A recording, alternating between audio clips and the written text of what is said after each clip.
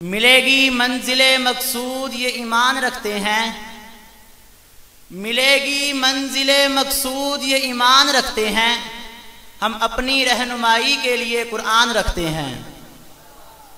معزز سامعین کرام، یوں تو آسمان سے مختلف صحیفے اور کتابیں نازل ہوتی رہیں اور آخر میں قرآن مجید نازل ہوا، اور ہم قرآن کا تعارف قرآن سے ہی پوچھتے ہیں۔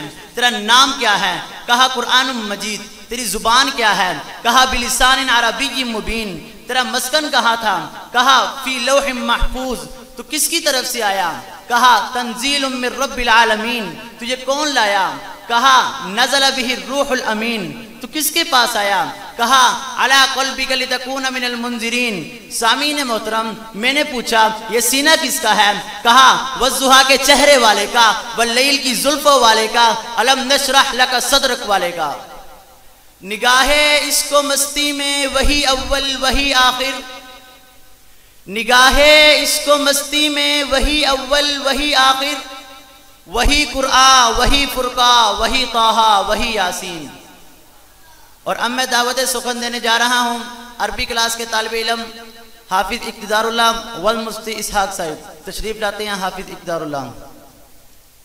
نحمدہ ونصلی علی رسولہ الکریم، اما بعد۔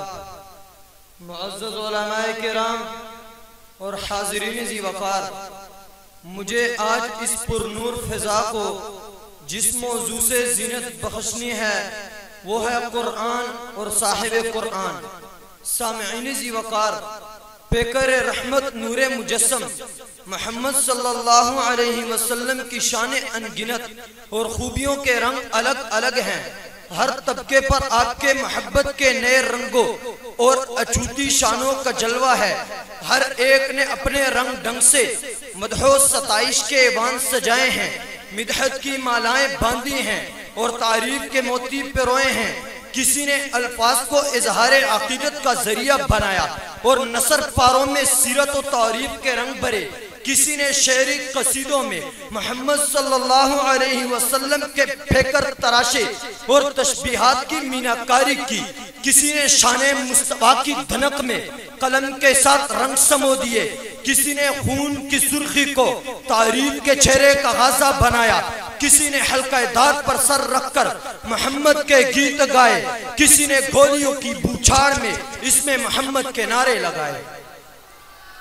لیکن جناب والا، کیا آپ کی ثنا و توصیف کی انتہا ہو گئی؟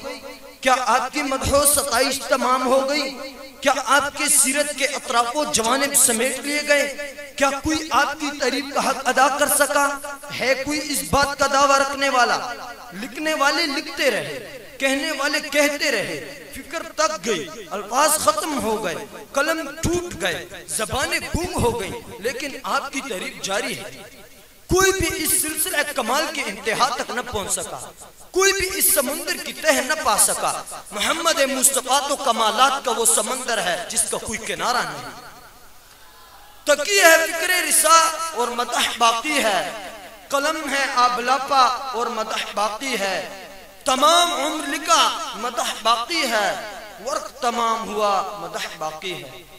سامعین ذی وقار، ادیبوں کی کاوشیں اپنی جگہ، مصنفین کی تحقیقات اپنی جگہ، صاحب قرآن کی سیرت کو سب سے مستند انداز میں جس کتاب میں بیان کیا گیا ہے وہ خدا کی کتاب قرآن حکیم ہے۔ جب میں صاحب قرآن کو قرآن کے آئینے میں دیکھتا ہوں تو قرآن کہیں تو مجھے والضحیٰ کہہ کر رخ انور کی تجلی دکھاتا ہے، کہیں واللیل کہہ کر زلف عنبری کا تعارف کرواتا ہے، کہیں ما ذاق البصر کہہ کر آپ کے آنکھوں کی ساغر میں ڈوب جانے کی دعوت دیتا ہے، کہیں یاسین کہہ کر دندان مبارک کے تذکرے چھیڑتا ہے، کہیں الم نشرح لک صدرک کہہ کر سینہ میں موجود علم و حلم کے بحر بے قرار کی وسعتوں کو بیان کرتا ہے، کہیں نزل علی قلبک کہہ کر قلب اطہر کے جلوگاہ تجلیات الہی ہونے کی شہادت پیش کرتا ہے، کہیں وما ینطق عن الہویٰ کہہ کر نطق و بیان کی عظمت اور فساد پر شاہد ناطق بنتا ہے، کہیں کہیں علم یجد کا یتیمن فآوا کہہ کر دنیا بھر کے یتیموں اور بے سہاروں کی تسکین و تسلی کا سامان پیدا کرتا ہے، کہیں لا اقسم بہذا البلد کہہ کر دیار حضور کے خاک کو سم میں بصیرت بناتا ہے، کہیں انا اعطینا کل کوثر کہہ کر مکہ کے یتیم کو خلد بری کا وارث بناتا ہے، کہیں وما ارسلنا کا الا رحمت للعالمین کی آیت نور آپ کے فیضان رحمت کو اشکار کرتی ہے، کہیں سراج منیرہ کہہ کر ہدایت کے درخشات چراغ کی ذوفشانیوں سے دلوں کو منور کرتا ہے۔ سامعین ذی وقار، اگر ہم قرآن مجید فرقان حمید کی ہزاروں آیتوں میں سیرت و صورت و حضور کی بکھری جزیات کے موتیوں کو قواعد و اصول کی ملاؤں میں پرونا چاہیں تو یوں کہہ سکتے ہیں، قرآن میں جو چیز قال ہے وہی ذات نبی میں حال ہے۔ قرآن میں ذات و صفات کی آیتیں، آپ کے اعمال اور تقویم کی آیتیں آپ کا استدلال ہے، قصص و امثال کی آیتیں آپ کی عبرت اور تقویم کی آیتیں آپ کی موعظت ہے، توجہ اللہ کی آیتیں آپ کی خلوت اور تربیت خلق اللہ کی آیتیں آپ کی جلوت ہے، قہر و غلبہ کی آیتیں آپ کا جلال اور مہر و رحمت کی آیتیں آپ کا جمال ہے، نبی خیر کی آیتیں آپ کی فنائیت اور اس بات عقلی آیتیں آپ کی بقائیت ہے، نزول وحی کی آیتیں آپ کا عروج اور تعلیم و تعلم کی آیتیں آپ کا نزول ہے۔ اسی حقیقت کو اقبال اپنے لہجے میں یوں اشکار کرتے ہیں، لوح بھی تو قلم بھی تو تیرا وجود الکتاب، لوح بھی تو قلم بھی تو تیرا وجود الکتاب، گنبد آبگینہ ارنگ تیرے محیط میں حباب، وآخر دعوانا ان الحمدللہ رب العالمین۔